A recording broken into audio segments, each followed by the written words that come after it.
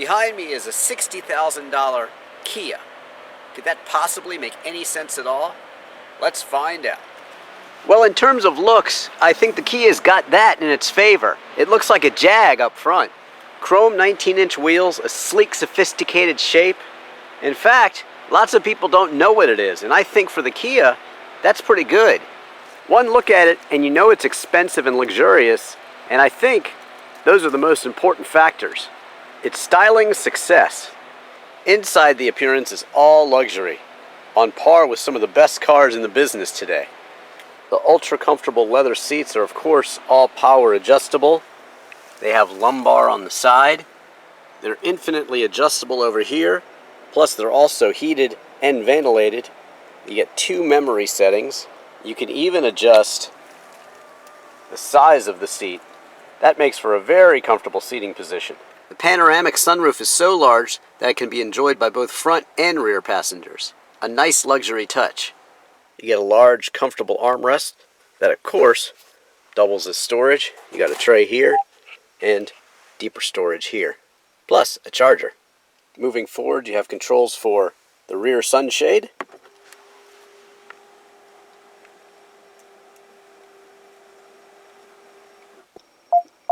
You have multiple video camera views with this button.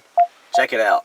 An overhead view like you get in an Infiniti or other high luxury vehicles. Basically you can see all around the car with sensors to tell you when you're close to an object. And of course, there's also multiple views that you can change up on the screen here. It's really well thought out. You get normal, eco, and sport driving modes, and also a snow mode.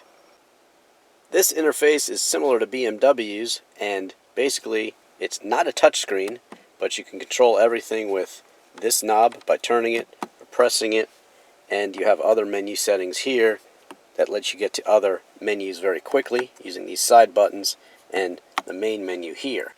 They correspond here and over here, and then of course a menu in the middle.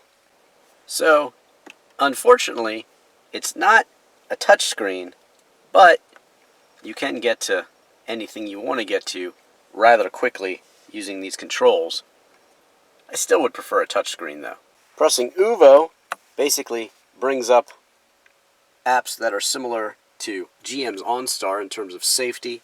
You can get roadside assistance, manage your settings, point of interest, even have a parking minder which will basically tell you where you're parked and also tell you how much more time you have left to park there. So basically it keeps you in touch with the eye in the sky if you run into a problem. A great luxury feature.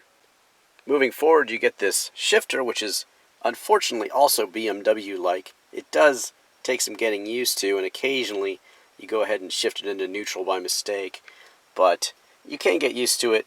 It is 8 speeds, and it is pretty smooth in its operation, plus you can, of course, shift it manually. Next to that, you get 2 cup holders. Here you have another charger, plus a place to hook up your smarter iPhone, and an excellent USB input. I like that. Plus you can cover it up if you don't want to look at it the whole time. Here's where you can control your audio and ventilation. You also get a nice analog clock. You also get 3-zone climate control, passenger and driver of course, plus the rear seat passengers have their own. The parking brake is operated by this button. Here's where you select your 3 driving modes, sport, eco, or normal. Of course you get push button start and nice controls on the steering wheel as well. There's menu settings here. You can also control your Bluetooth, also the lane departure warning system here. The active cruise control is a great feature, and you basically set the sensor with this button here.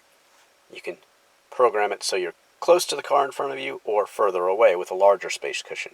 Always a good idea. And then another menu control up top here. The LED gauge cluster is very impressive. You get a large speedometer and also a tachometer. There is a sport mode, however. I'll go into that later. In the middle here you get useful information about your trip and also other settings. You get a heated steering wheel too. That's a nice luxury touch. On the left here you can control your lights, also your blind spot warning and your parking sensors, and you can also cancel the traction control. Drivin Ivan never recommends that. Overall, Kia has come up with a very high-end and luxurious interior that doesn't lack for tech as well. Thankfully, the rear passengers, up to 3, get their own luxury as well. You get the same wood finishes out back, plus a speaker in the door, and the ability to really go in and adjust your seat. Very comfortable. You can just lie back and relax, stare up through the panoramic sunroof. Of course, you also get your own vents and magazine holder / storage. More vents on the side too, but wait, there's more. With the VIP package, you can fold down the armrest here. You get an armrest, which of course has some storage and a USB charger and also a regular charger. But you also get this master control screen, which lets you do things like move that front seat out of your way if they happen to be too close to give you extra leg room. Go ahead and adjust your heated or cooled seats. Very nice touch there. You also can, of course, control your ventilation as you desire. And this little button in the middle helps you control your own individual lumbar support for the rear seat passengers. True luxury. Drive me through the park, James. Of course, the trunk is controlled manually. Just hold it and it goes and opens for you, revealing extremely deep storage in the back, as you'd expect from a large luxury sedan. Press this button to close it on up. And of course, you'll never want to expend any effort to get the doors closed, so don't worry. Just pull them close enough, and the K900 takes care of the rest, automatically. Power comes from a 5-liter V8, which produces 420 horsepower and 376 pound-feet of torque. 0 to 60 takes 5.5 seconds on the way to a 14.1 quarter mile and 149 mile an hour top speed. Fuel economy is rated at 15 miles per gallon in the city and 23 miles per gallon on the highway.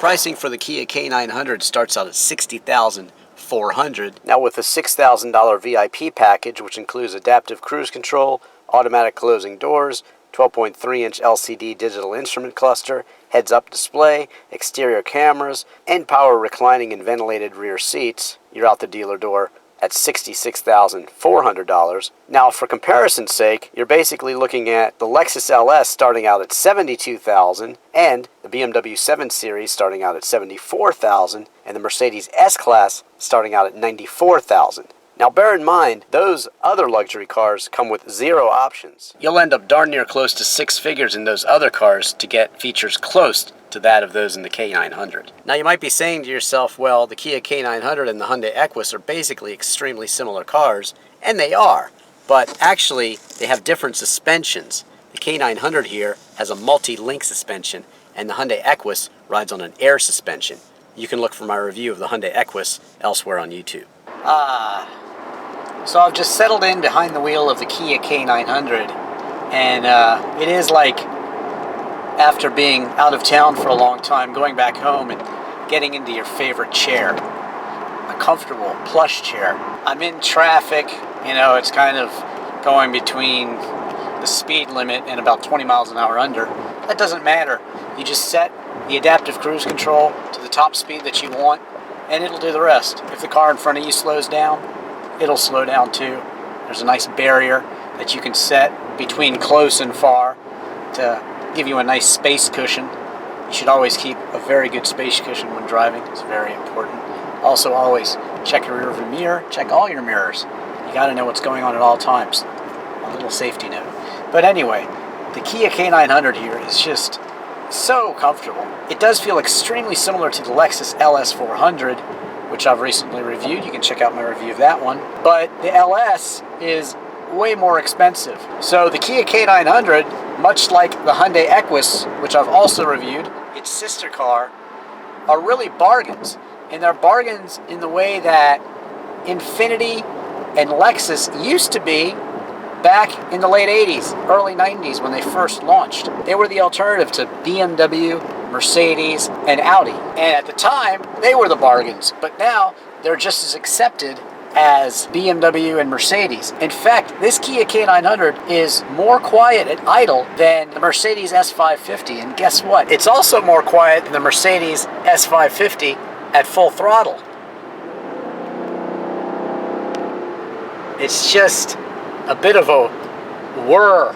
Maybe it sounds like maybe there's a fight next door or something. You're not quite sure, but the engine is definitely giving you the speed you need.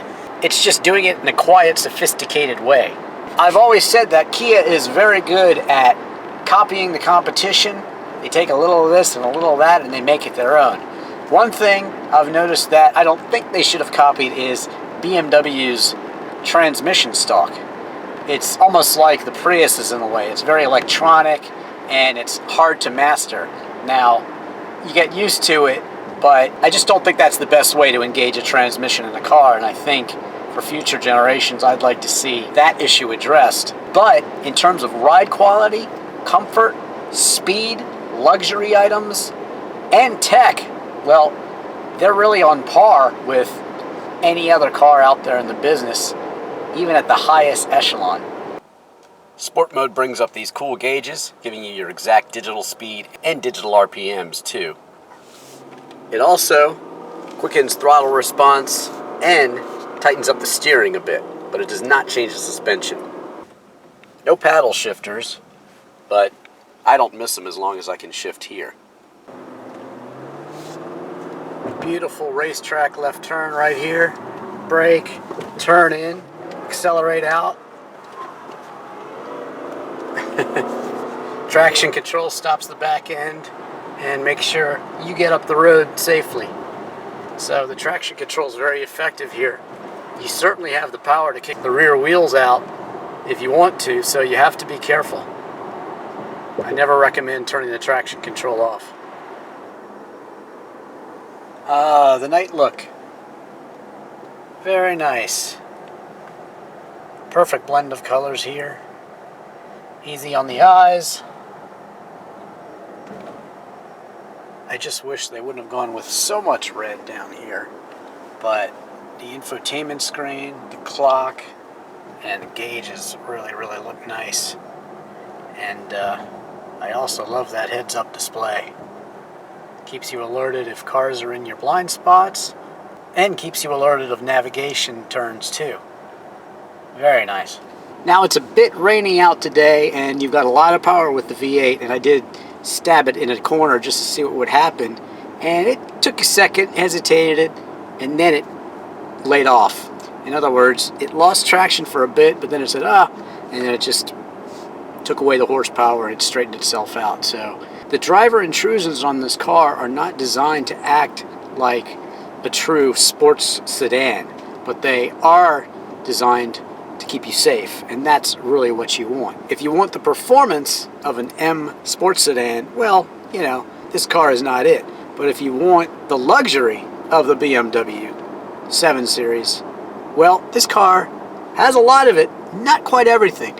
I would like to see some adjustment right here in the upper 3/4 of the seat, like say the A8 Mercedes S-Class or the BMW 7 Series, but that's a relatively minor complaint, but at the same time, to me, it's a big thing because this car should have every bell and whistle that every other more expensive car has. Now, Kia is certainly not going to have the prestige of the Mercedes, BMWs, and Audis, but you know, that's all in the eyes of the beholder. Like I've reviewed some Lexus cars, and I've basically said that Lexus is for the wealthy that have a conscience.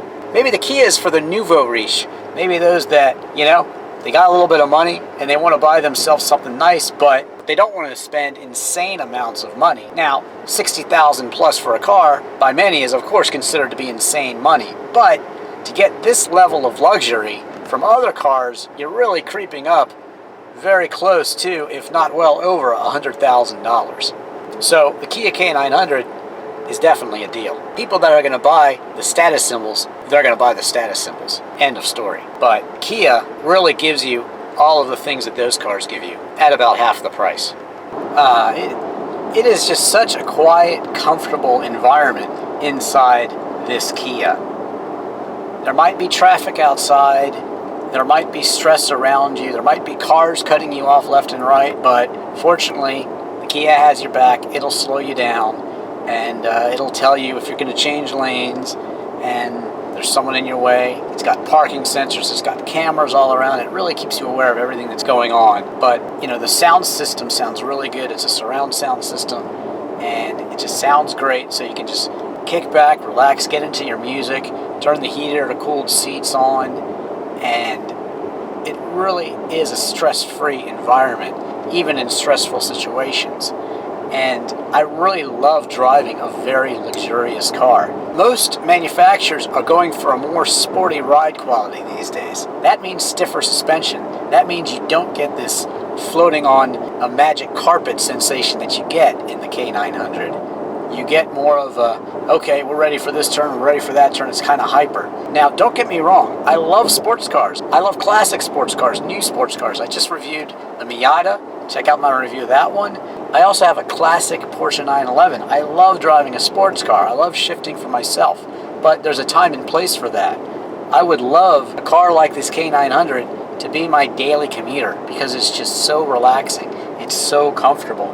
And most of the time, you know, in your daily commute, getting from A to B, you don't need to be accelerating fast and braking hard for turns and accelerating out and clipping the apex. Now, don't get me wrong, the K900 will get up and go. It is a fast car. It has passing power, and it can corner very well, certainly. But it's not as crisp as most of the cars out there because it's not designed to be.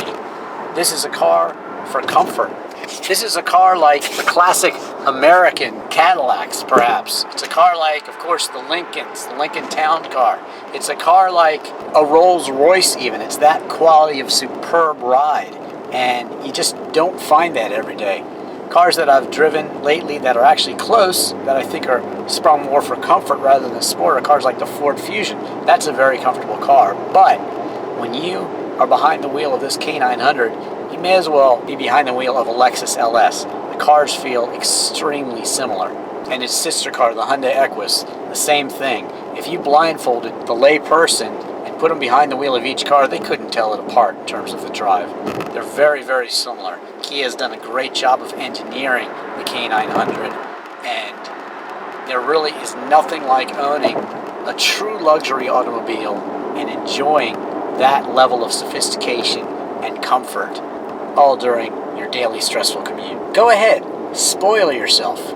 Yes, this is a $60,000 Kia, but yes, it is as good, if not even better, than cars that cost twice as much. I'm very impressed. I'm Drivin Ivan Katz.